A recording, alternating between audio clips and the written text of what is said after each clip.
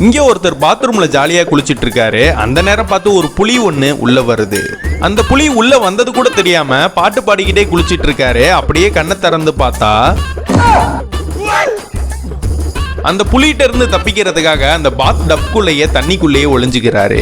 இதெல்லாம் பார்த்து அந்த புலியும் தண்ணிக்குள்ள கையை வச்சு அவரை தொட ட்ரை பண்ணுது. ஒரு கட்டத்துக்குள்ள மூச்சை புடிச்சுக்கிட்டு அந்த தண்ணிக்குள்ள இருக்க முடியாம அங்க இருக்கிற சோப்பு நுரைய புலியோட முகத்துல போட்டுட்டு அந்த இடத்துல இருந்து தப்பிச்சிடுறாரு.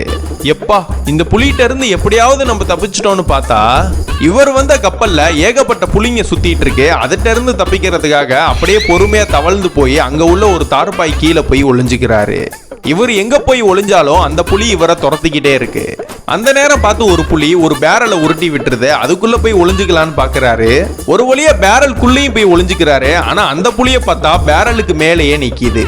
ரொம்ப நேரமா அந்த பேரலுக்குள்ள இருக்கிறனால அந்த இடத்துல இருந்து தப்பிக்கணுங்கிறதுக்காக அவர் கையில வச்சிருக்க ஒரு லைட்டர் எடுத்து அந்த ஓட்ட வழியா அந்த புலிக்கு சூடு வச்சு விட்டுறாரு. சூடு தாங்காம அந்த புலியும் இறங்கிருது. ஆக்சுவலா என்ன நடந்திருக்கும்னா, ஒரு சர்க்கஸ்க்காக எல்லா விலங்குகளையும் ஒரு கப்பல்ல ஏத்தி போயிட்டு இருந்திருப்பாங்க. இவங்கள்ட்ட இருக்கிற அந்த சேட்டை பிடிச்ச குரங்கு அந்த கூண்டுல இருக்கிற புலிகளை திறந்து விட்டுருது.